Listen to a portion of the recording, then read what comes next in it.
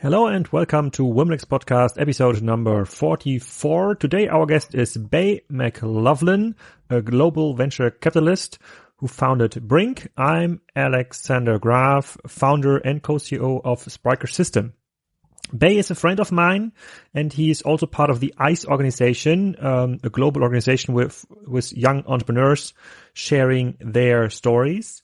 And today Bay is sharing his story in the podcast because he has founded a very, very interesting early stage venture accelerator, saying from himself that he invests only in game changing entrepreneurs from around the world, focusing on solving real problems. So what does it mean? No software problems, but usually hardware problems. The setting for this podcast is kind of special. It's a Zoom call. And there's a couple of other members from ICE in the Zoom call, though they are not asking questions during the podcast, but they are using the Zoom chat. So whenever I'm referring to the chat as part of the Zoom window, Bay has very, very inspiring, a very inspiring learning curve. And I really appreciate that he wanted to share also his learnings, with the Wimlex listeners. So have fun with Bay. And whenever you have a question, reach out to him directly at brink.io. Bay, welcome to the ICE/Wimlex show today. We're going to talk about global venture capitalism. And there will be lots of topics we talk about when it comes to building new startups. You're a very experienced founder and venture capitalist. Please introduce yourself to the audience, not only in this call here, but especially for the Wimlex listeners, where most of them don't know you yet. Always promoting the podcast. I love it. So, thanks so much, Alex. Really appreciate you doing this.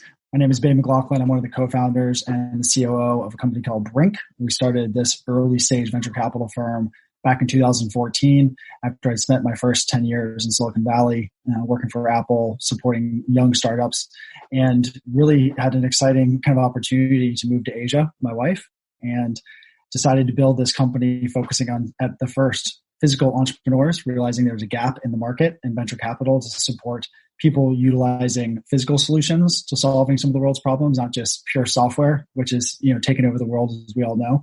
And that's obviously expanded now. After about 6.5 years in business, we're now, 65 people, 11 accelerators around the world, 35 million under management, 140 portfolio companies, et cetera. Okay, we'll dive into this in a minute. Maybe one question before. I saw on your LinkedIn profile that you have almost 30,000 followers. Like from a German LinkedIn perspective, that would make you one of the most influential persons on male investors in the German LinkedIn. Is it kind of influential for your business still? Do you create a lot of buzz through LinkedIn? Well, I didn't know there was actually a limit. I hit that this year, so I can no longer have new contacts on LinkedIn. I didn't know that was possible. But you can add new followers, right? Right, but we had to. My team and I had to start going and getting rid of contacts. But it was. I mean, the story behind all this was, LinkedIn in particular as a platform, I jumped on super early. I think it was my undergrad or master's program. So I don't know why I thought it was important when I was that young, but I got on it really early on. And then it wasn't really until I think a second year at Brink where I recognized that it was very hard for us as an early stage investor, especially being in Asia, where it was definitely not the epicenter, for the rest of the Western world, unless you were doing a China for China strategy, which we were not when we first started.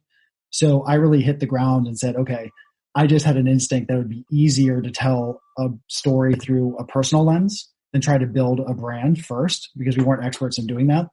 And it was true, at least. For me, I was able to build my personal brand very fast. And by doing that, I was becoming the first kind of biggest deal flow pipeline for the business.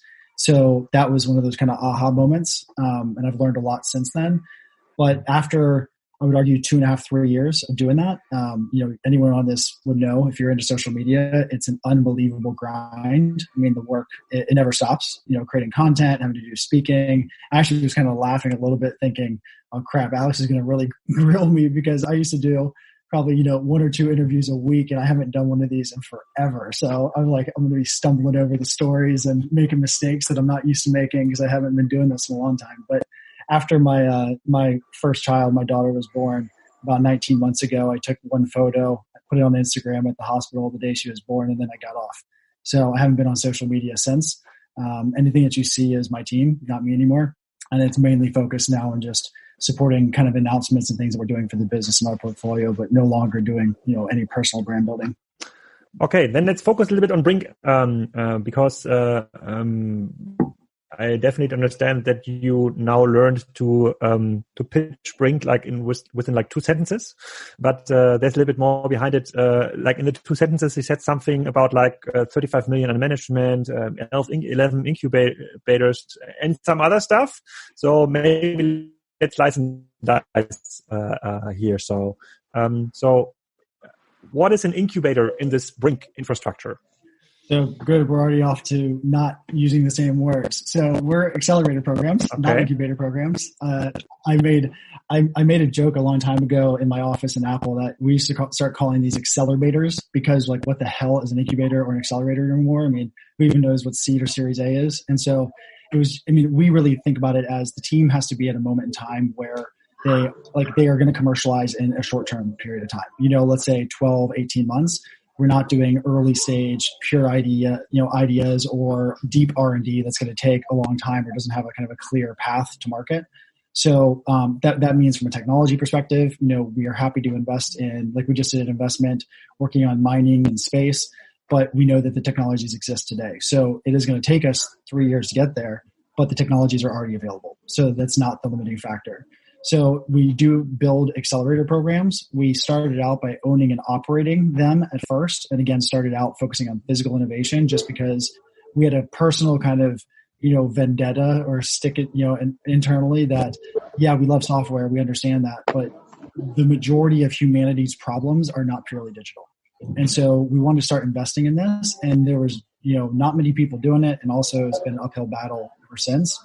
We've since been able to expand the focus from purely, sensors, IoT, drones, robotics to additional verticals. So now we invest heavily in food acceleration.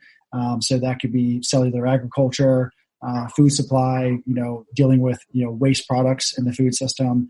We now opened up into clean tech where we also do some software. We just opened logistics tech, this particular cohort, which is a lot more software oriented than we're used to. So still, heavily interested and invested in being directly or maybe 1 degree disconnected from the physical aspects of solving problems in the world. Obviously everything is software, but not investing in, pure software for software where there's no real, physical element. Okay. Then let's turn it around and look at your accelerator program from a customer perspective. So what is a customer journey? Let's say here from this call, Alejandro and I do have an idea that fits for one of your programs. So how do we get in touch? How do you invest? Who is actually investing? So we started out doing our own money for the first 3 years, and we raised some friends and family. And then it took a long time, honestly. Just we were trying to convince people that investing in physical, technology could be done at lower prices than anyone had historically believed that you could, which we were able to prove, especially with our supply chain experience in-house. So we were able to really decrease the cost of those early stage investments. But even we underestimated, it was more than we obviously thought it would be, not by, a factor, but it was more than it should have been. And so we realized we had to raise capital. So we are fortunate enough to have a great LP out of Australia called Artesian Capital. So they've been one of our largest LPs, but we've also had LPs in governments. We've had one of ours is in Poland and Poznan. So we have the Polish government as our LP there. We also have corporations. So in the Middle East and Bahrain, we have a group called Temkeen and Batelco. So one's a public-private partnership. One is the largest telco in the country. In Australia, we have the same LP. In India, we have the government. So we're very confident in Hong Kong. We also did one with Schneider Electric. So they're a huge, electric clean energy company. So ultimately, we've kind of learned how to utilize capital from a variety of sources. And we're now in the middle of raising our first global fund, which will invest in our own owned and operated accelerators as well as other accelerators, and then also specific deal by deal kind of series seed, Series A deals. But we want to commit the majority of that to follow on. But the team's journey, really, they apply now. We now don't really have to hunt like we used to. I used to get on the road and I would travel 180, 190 days a year. And I would go out to all these cities. Like I was doing about 15 to 20 countries a year and finding these teams and meeting with other programs and other investors and going to conferences and all that. But once the brand kind of tipped over, now we receive applications organically from 95 countries around the world. And we're receiving about 1,000 apps per cohort. So it's really kind of tipped over now. So we don't have to do the kind of same hardcore groundwork that we started out doing. I'd like to go back to my initial question. So Alejandro and I are now having an idea in, let's say in Australia, because you have an accelerator program there. How do we get in contact? Is it like via Brink on the website? Do we have to apply? Yep. So you apply, correct. So that's one thing we've learned also is that having people kind of come through the side door, the back door actually messes up the entire system. So you can talk to anyone you want at the company, but if you don't apply, you're not considered. So we have a waiting list. So when applications are not open, and then you go apply through our F6S portal. So F6S is like an online platform for startups to list their businesses and apply for various grants or contests or sell out open. And then it goes through a due diligence process. After the due diligence process, you get invited to what we call a ramp up. And ramp up is this really kind of further extended due diligence that allows the startup and us to get to know each other better. So it's no commitment, from equity on either side. So it's a, 2 to 3 week process where we ask the teams to utilize some of our early kind of content. So we help them, give them financial models that they may not have. We have them do some market analysis they may not have done, some technical analysis they may not have done. And then we do our formal investment committee and memo reviews, which we're actually in the middle of right now for the next cohort. Once they've done that, they get invited to the program. And then most programs have 2 tranches. So they get the first money at the beginning. And then as long as they complete the programs, they get the rest. It's not contingent on any sort of metrics. It's just making sure that teams don't blow up and take the rest of the cash, which does happen sometimes. So you avoid and kind of keep a little bit more of that money in case that does happen. Okay. In this specific case, Alexander and I would have an idea around, like, let's say, price comparison stuff. Yeah, that's what we really know about. And let's say this kind of applies for your program. So how much money would we get, like, if entering your program? Do you offer then physical space, like an office, or is it like rather virtual? Well, we started out being all physical in person for the whole programs. We've done a bunch of iterating now, and all of our programs have slight modifications depending on the requirements of that particular program. But the majority of the programs, you would be in person for about 2 months of the 3 to 4 month program. And then in Hong Kong, it would only be about a month. Now with COVID, obviously everything's remote. Remote for 3 or 5 months. It wasn't in this particular situation. And it's also kind of made us rethink a bunch of stuff, which we can get into if people are interested later. But it's been really nice where the teams can utilize our physical spaces based on what's necessary for them. So a team that goes through our Hong Kong program, because let's say they care about supply chain support, but they actually have a product that might be applicable in the Middle East, then we can actually move them between those locations because we have 6 offices now. So it allows them to have a footprint in Europe and India and the Middle East and Australia and South Asia, or Southeast Asia and China. So it gives them that flexibility. It'll be interesting to see what happens, post-COVID, because right now we've really left it up to the founders, hey, use our space when you want to, let us know kind of thing. But usually it was like 2 months of the year was sort of that moment in Hong Kong where all the founders were in person. Poland does 2 months, Bahrain does 2 months. And then the teams get anywhere between 50 to 100,000 US for the investment. We charge a program fee, so that's how we keep the lights on for the programs. So the net, amount that goes to the team is less, usually 20 to 30K for the fee. And we have one equity-free program in Poland. So the teams actually get, the money in the program without giving any equity up. So that's usually okay. 100K. And how much equity do you get from our super interesting price comparison idea? It's a range. So on the low end, it'd be sort of 3 to 5% on the higher valuation companies, and on the high end and the lower valuation companies, it'd be between like 7 and 12%, depending.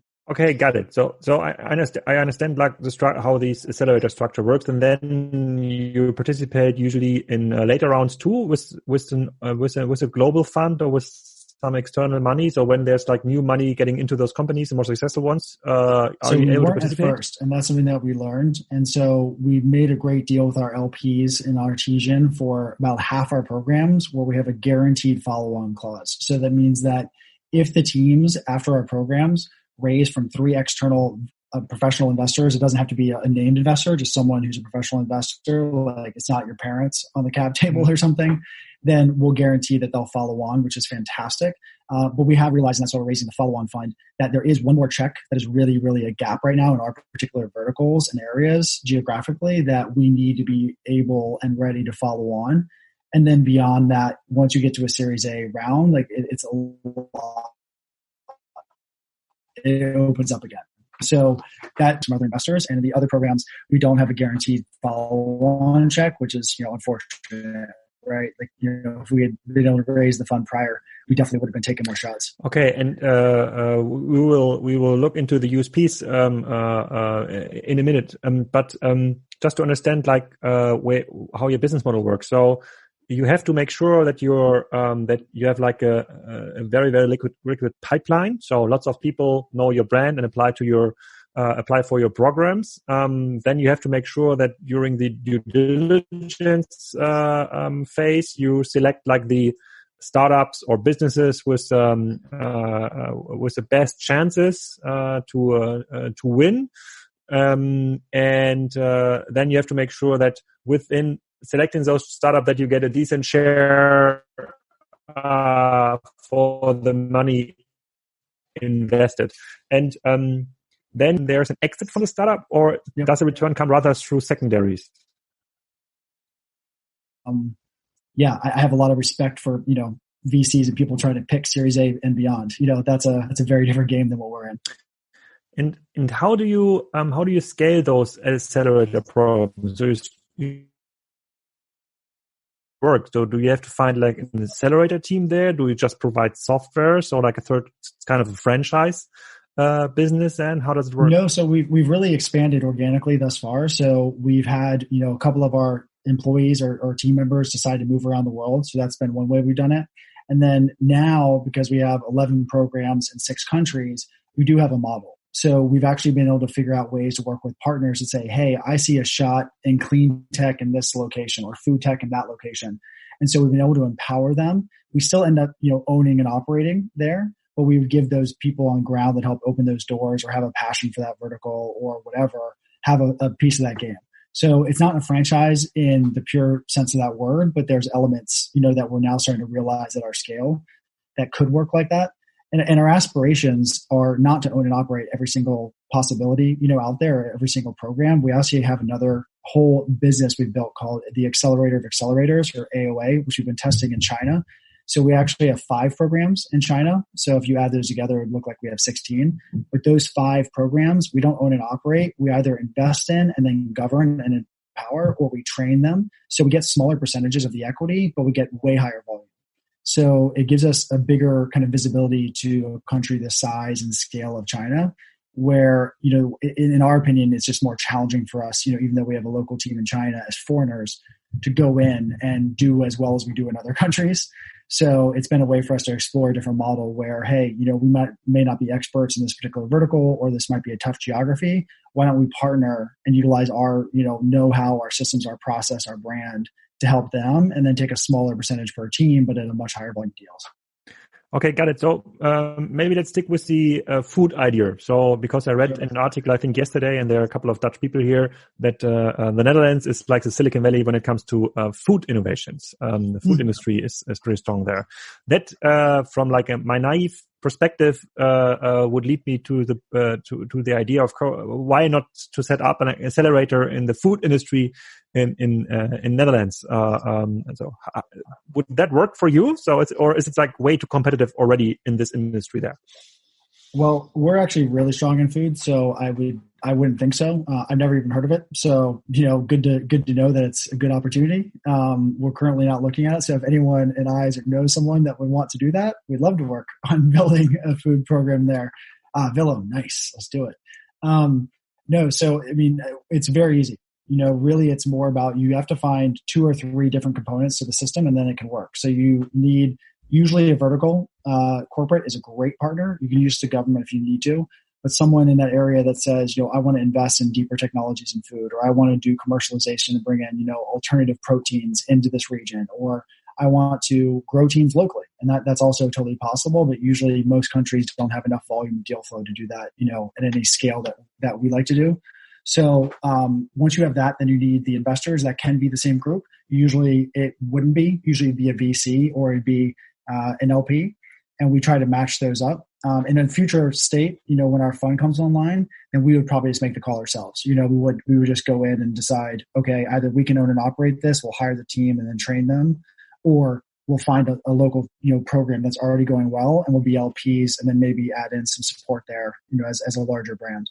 Yeah, I think based on square meters, the Netherlands is one of the biggest export nations when it comes to meat and tomatoes and all this stuff. So it's really a very innovative country around food. And the Meatable founders, I think that's from the same university Willem comes from, was also in the podcast already. So that might be an opportunity here. Awesome. Okay, so I understand where you're coming from and how you're doing it. So let's take some minutes to look into the competition. So and whose problem you're actually solving. So if I were thinking about like my market here, local market, so I'm living outside from Hamburg. It's kind of a boring kind of farm area here. If anybody would start like an accelerator program, I think that would create some attention, most definitely, because there's no strong investor community here. Alex, sorry, my internet was unstable there. Can you repeat the question? So if we look into like the competition landscape for accelerators or in general for such programs, we see a lot of such programs driven by the government here in Germany, for example, but there's very little professional investors doing this. So can you describe your competitive landscape? So who you're competing against actually? Sure. So we're very much like Techstars in terms of how big they are and how global they are. And 500 Startups would probably be the other two, like the two that are as global with the kind of scale.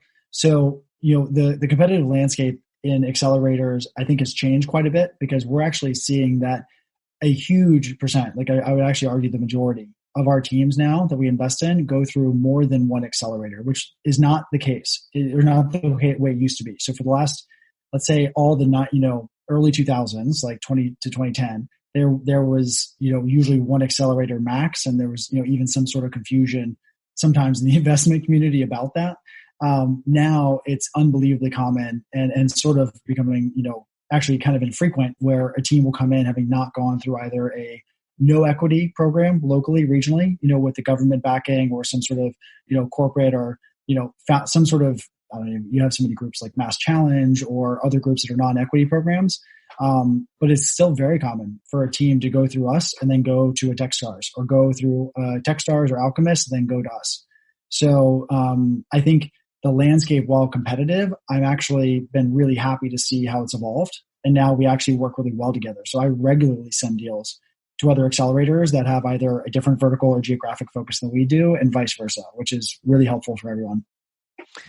There's an interesting question here in our Zoom group chat, because you've seen so many countries and running so many different programs. And there's a question from Alina. What country do you think is a hidden champion in the startup game? So exceptional talent or startup infrastructure. So if I had like one try, I would say it's most probably India or China, something like that. Super underleveraged countries, which like big potential, but you've seen so much more. So, what was your biggest surprise, so far?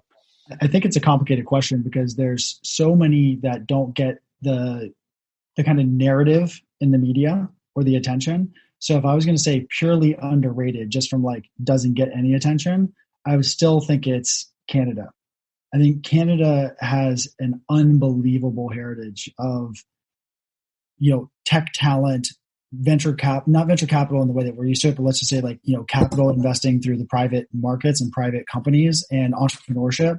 Obviously everyone would have heard of Israel, even though it's small.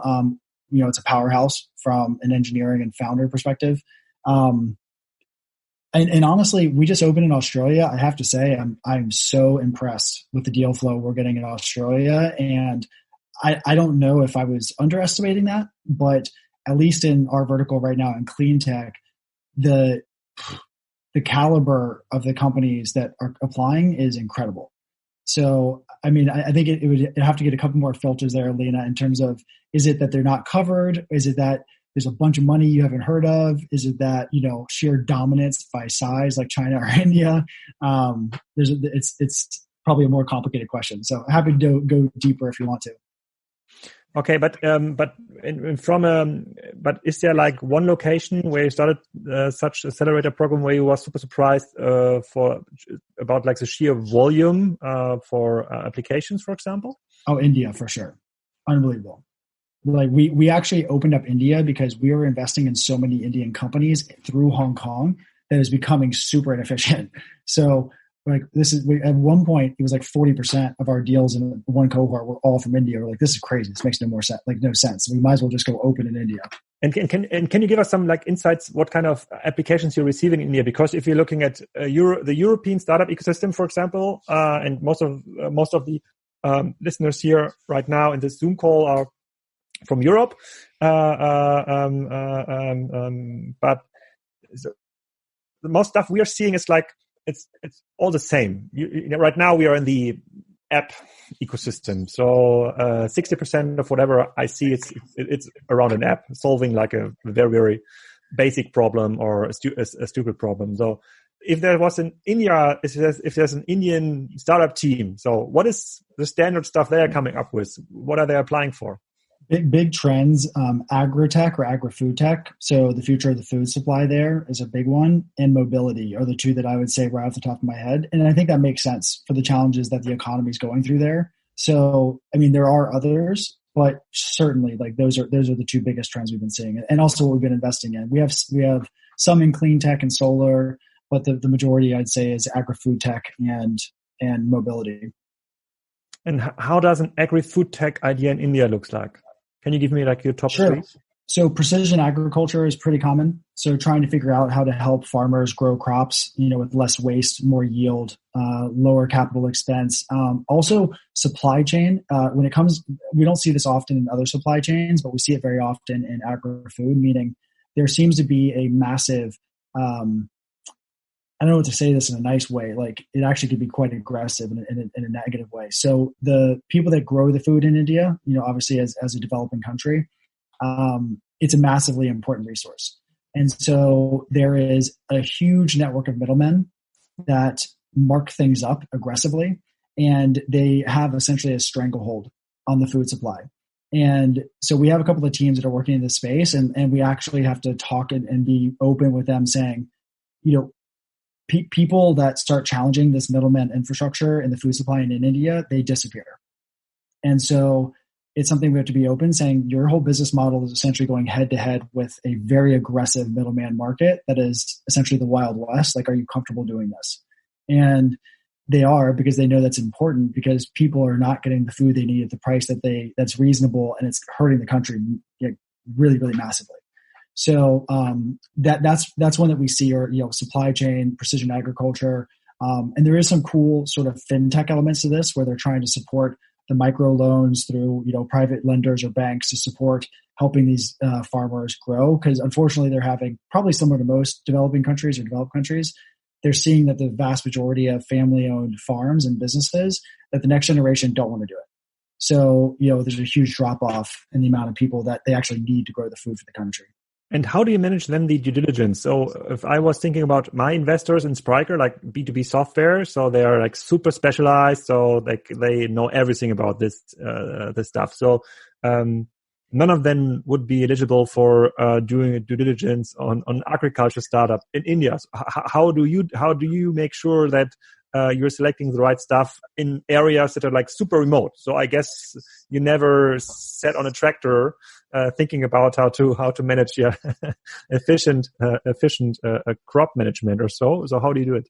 No, I think there's a couple elements there. So certainly in the early stage of when you're investing in pre-revenue, sometimes even, not pre-prototype, but let's say prototype level businesses, you're betting on the people. So we obviously aren't going to be betting on something we completely have no concept of whatsoever. That's one thing that we tend not to do, but we do know a lot having invested in hardware over the years. Like we understand the technology of these types of businesses.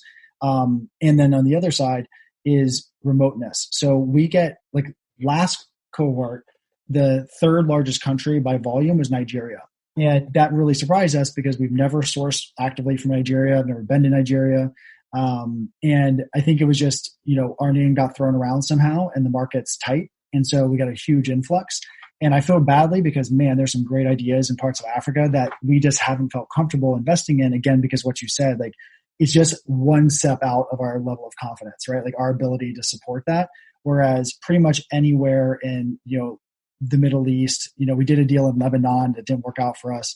I wouldn't even be totally confident in South Africa right now, because we know so little about it, but we've invested pretty much everywhere else in the world. So I'd argue that in early stage investing, you're not going to be an expert in everything. So you're trusting the founders. And secondarily, we probably a little bit more aggressive in terms of geographies than most. But then by doing so, we've learned, right? We would never have known to open up an India program so rapidly had we not seen such amazing deal flow and worked with so many great founders. So from what I sense so far, like it feels like 50% of the business is like it purely follows like capitalism theory, and 50% is following like helping the world. So what is your ultimate goal with creating this program? Yeah, we didn't know this about, us as even co-founders at first until we've been investing for a couple of years. One of our creative hires about 3.5-4 years ago kind of looked at our portfolio and helped us recognize that, we didn't have LPs formally. So we were investing our own money in friends and family. And so you just looked at our portfolio and recognized, you guys really have this kind of deep thematic focus on really important problems. And so we had to research. We had a feeling, but we didn't know. And thank goodness, I think we all know or have been seeing that the trends are changing and that people are investing their money differently now, even buying goods that have a little bit more of a, good impact in the world. So our whole theory is that we're going to continue to manage balancing profit with purpose, and that we already are following a lot of the ESG investment principles. We get stronger on those every single time. And we do focus on the SDGs very often. We actually ask in our investment committee memos, which SDGs are you working on? So our teams, to get our money, have to actually explain to us how they're working on the sustainable development goals for the world. And, that precludes us from making certain bets, obviously. But I don't know, like all the research tells us and all the work we've done with our founders tells us these are not mutually exclusive, and that, yeah, sure, there's still going to be people that are willing to go rape and pillage the world, or essentially fuck the world over and, just for the sake of money. But I think it's becoming less and less, and so I think it's actually, I don't know, we're very happy with the caliber and the type of people that we like cultivate and bring into our orbit in terms of the investors, in terms of our founders. And we'll have to see it play out, but it looks like all the winds are kind of favorable for us in the next 5 to 10 year horizon. So yeah, balancing profit and purpose. That sounds like a very good book title. So maybe you can write about that later. So one of my last questions would be: so what is limiting your growth? So is it money? Is it access to talent? Can you grow out of the program new sub programs? So some successful startups say, okay, the business idea wasn't that good, but this accelerator thing that seems to be quite cool. Let's start a new accelerator. So how do you do it? So how can you grow even faster? Yeah, the fund is ultimately going to unlock that for sure. And we're in talks, which I can't talk so much about now, for some interesting acquisitions of other accelerators, and realizing there's lots of ways to grow that are not, you have to make every single little bet yourself one by one. And that's, what we bet on with the accelerator of accelerators business that we built in China. But I think it is money, and it's not crazy amounts of money. But our people, I have to give my team so much credit. I mean, we, just like I'm sure all of your staff, our team just kills themselves, and we really do operate in a Western way, but at a China pace. And so the speed at which we grow and we can operate is pretty incredible. And So I don't think it's our internal abilities. I really do think it is that capital. So we've been pretty super serious about raising this fund because I think it's going to be an absolute game changer for us. And my last question here for the podcast round, before we open for the whole Zoom chat group to ask more questions is, how did your business change due to COVID? So did it slow down or can you keep up the pace? So we didn't, I have to say that I think we're a little optimistic. Like we had major growth goals this year, going into this. And I think we thought for some reason we could kind of thread the needle. So probably a little overly ambitious, but we definitely kept, decent pace. We made about 80% of the investments we thought we were going to, so far this year. We had to decrease the check size in Hong Kong from 100 to 80K. But overall, I feel like it's only made us better, knock on wood for everyone that, on the call that it's helped your businesses. I mean, I think even as a small business, 65 staff, or maybe medium business, we started having a little kind of, fat around the edges, right? I think it's actually been good for us to kind of get lean and mean again, kind of getting back into fighting shape and getting ready for the next version of our business. If this fund comes online, we're going to have to take it to a whole other place. And so, a few less investments, a little bit less money put out the door, definitely less revenue than anticipated for the year. But we've been able to maintain all of our staff, even open another office during COVID. So hasn't been terrible, but certainly I think there's been benefits for us. Thanks a lot. So very interesting, super insightful, very promising, especially the balancing purpose and profit thing, something definitely that I will introduce in the next Womex podcast too. Thank you for the rest of the audience listening all the time. I think now we can open up the audio channels again. I hope you enjoyed the session, and maybe you want to take a deeper look into Brink. Just click on brink.io. It's also shared in the show notes. Our next guest will be the CTO of Dell, a very interesting e-commerce business with a direct-to-consumer strategy since the beginning. Our next guest commands almost 1,000 engineers, and there's going to be a very, very interesting chat about bullshit bingo in IT. So what microservice really means for him and for the organization, and how he was able to manage to build such a big organization in so many places in the world.